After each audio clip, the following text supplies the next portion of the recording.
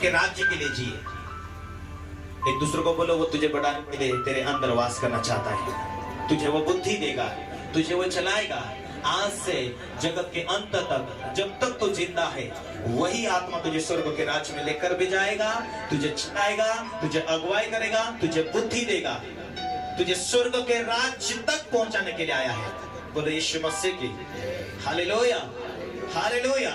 इसलिए पौलुस क्या कहता है, मैं हर बातों में, 2 कुरिन्थी 6:4, परंतु मैं हर बातों में परमेश्वर के सेवकों के समान अपने सद्गुण को प्रकट करते हुए बड़े धैर्य से, क्लेशों से, दरिद्रता से, संकटों से, कोड़े खाने से, कैद से, हुल्लड़ से, परिश्रम करने से, जागते रहने से, बार बार उपवास करने से, पवित्रता से, ज्ञान से, धीरज से, कृपालु से, पवित्र आत्मा से, सच्चे प्रेम से, सत्य के वचन से, परमेश्वर की सामर्थ्य से, धार्मिकता के हथियार से, जो दाएं बाएं हाथ में आदर और निरादर, दुर्नाम और सुनाम में यद्यपि भरमाने वाले जैसा मालूम होते तभी सच्चे हैं।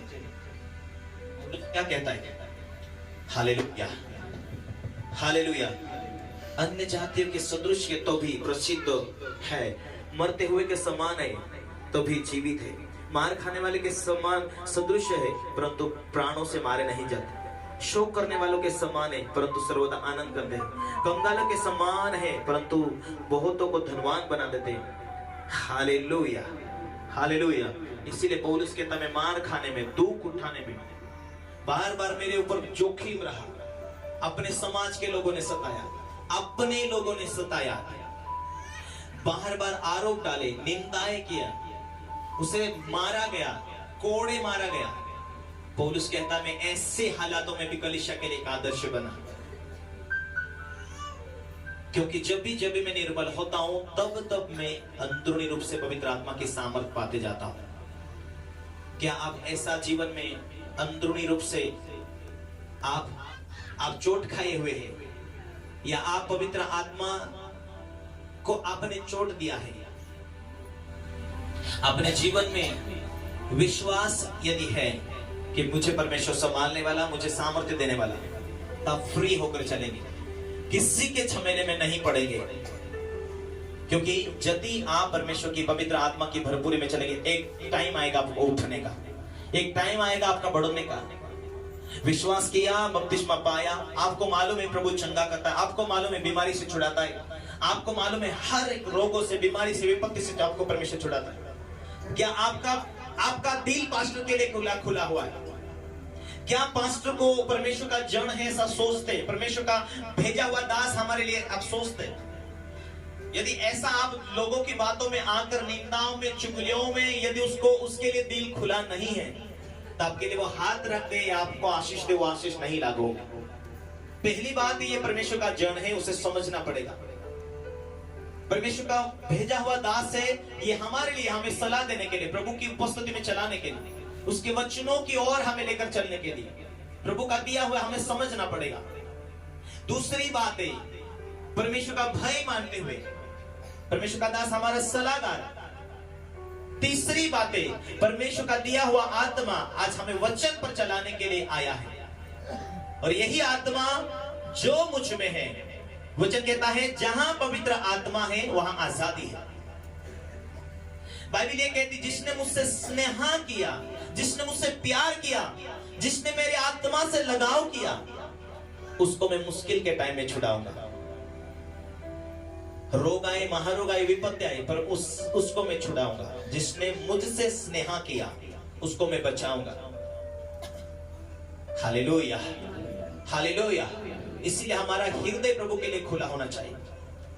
जब हम कड़वाहट, अमन, दूसरों की बातें सुनकर अपना हृदय कड़वाहट से भर जाएगा, प्रभु के दासों प्रति अपना मन कड़वा हो जाएगा, नफरती हो जाएगा,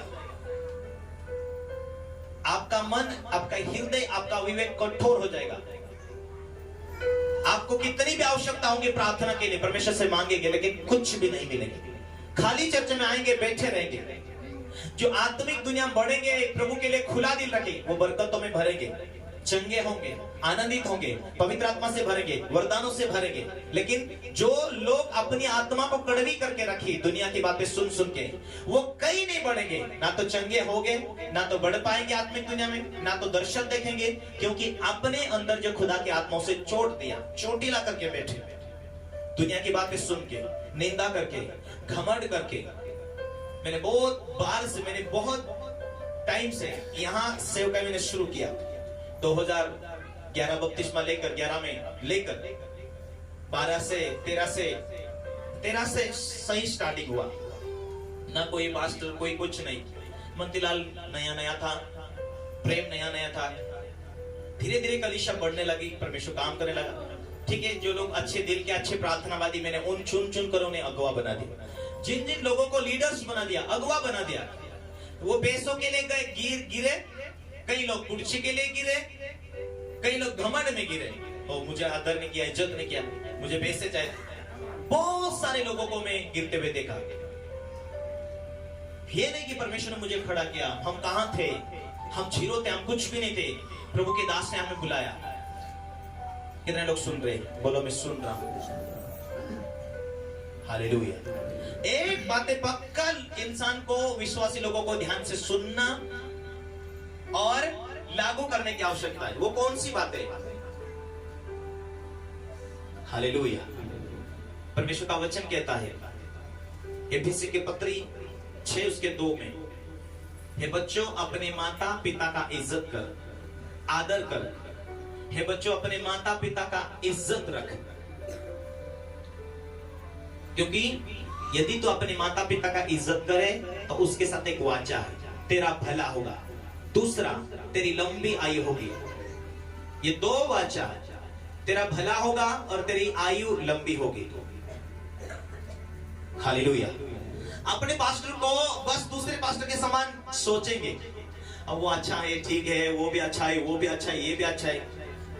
अरे सोचना कि मुझे परमेश्वर ने कौन सा पास्टर दिया, मेरे लिए परमेश्वर ने किसको चुना, मेरे लिए परमेश्वर ने किसको चुना। परमेश्वर ने यदि हमारे लिए जिस व्यक्ति को चुना, उसको हम हल्के में लेंगे, जिंदगी भर ऐसा ही बैठे रहेंगे, लेकिन ना तो दर्शन, ना तो अगुवाई, ना तो उन्नति, ना तो सफलता। मैंने ऐसे लोगों को देखा है। इसीलिए हमारा ध्यान एक वचन के ऊपर महत्व होना चाहिए। Hallelujah, hallelujah. परमेश्वर का दास परमेश्वर की ओर से आशीष पाता है, और कलीसिया अपने आत्मिक पिता से आशीष पाते। एक नागपुर वाली जो डोवर गांव वाली बुढ़ी थी, उसने कहा 2 साल हो गया मेरे बेटे के लिए प्रार्थना कर रही, ना तो मेरा बेटा आ रहा, ना तो बहू आ रही, ना तो बच्चे आ रहे। क्या करूं पास्टर जी, क्या करूं? उसने कहा 2 साल हो गए उपवास करते प्रार्थना करते करते। मैंने कहा क्या मैं तेरा आत्मिक पिता हूं? हाँ, क्या मैं प्रार्थना करूंगा तो दिल खोल के रखेगी? क्या तूने मेरे प्रति कोई बुराई किया? माफी मांग परमेश्वर से, पवित्र आत्मा से माफी मांग। मैं नहीं जानता तेरे दिल की बातें। आज से यदि तू मेरी बातों को मानी, ध्यान दे। मैंने कहा जा, आज के बाद 4 दिन में तेरा बेटा फोन करेगा। 2 साल हो गया तेरे प्रार्थना से, तेरी उपवास से कुछ नहीं हुआ। मैंने कहा स्वर्गदूत जाओ, तुम कार्य करो।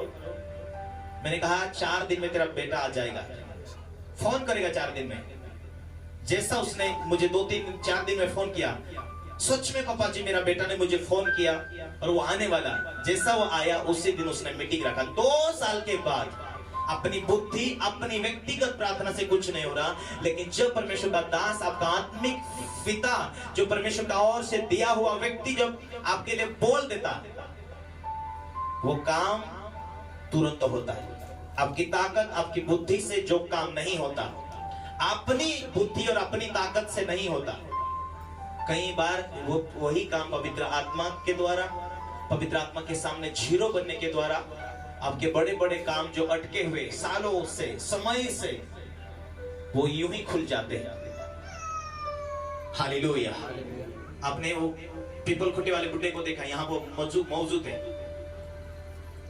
5 साल हो गए थे उनके, जो पैसे 5 लाख रुपए अटके थे, वो पैसा नहीं मिला। जैसा चर्च से जुड़ा, कुछ महीनों के बाद में मुझे उसने कहा पास्टर जी हमारे लिए प्रार्थना करो, हमारे पैसे अटका। 5 लाख रुपए अटकाए, 5 साल हो गया, डॉक्यूमेंट्स लेके जाते, वापस फेंक दिया जाते। मैंने कहा अब की बार ऐसा नहीं होगा। मैं अपने परमेश्वर का दास होने के नाते जो मेरे साथ परमेश्वर ने जो दूत दिए हैं वो मैं भेजूंगा। यीशु मसीह के सामर्थ्य नाम में जाओ, स्वर्गों के दूत उनके जो डॉक्यूमेंट को रिजेक्ट कर रहे हैं, जाओ स्वर्गदूत काम करो। जो भी मैनेजर है उसके बुद्धि में काम करो। पवित्र आत्मा तू काम कर। पवित्र आत्मा पिता मैं प्रार्थना करता हूं, जाओ जाओ। हालेलुया। और मैं विश्वास करता हूं, उसकी गवाही सुनना चाहता हूं। कुछ महीनों के बाद में, 1 डेढ़ 2 महीनों के बाद में उसने आकर गवाही दिया, पास्टर जी मेरे 5 लाख रुपए मिल गए, परमेश्वर को धन्यवाद। 5 साल हो गए थे, सारा डॉक्यूमेंट फेंक दिया जाता था, चेक करते थे फेंक दिया जाता था, लेकिन अब की बार परमेश्वर ने मार्ग को खोला। परमेश्वर का धन्यवाद और आपका भी धन्यवाद।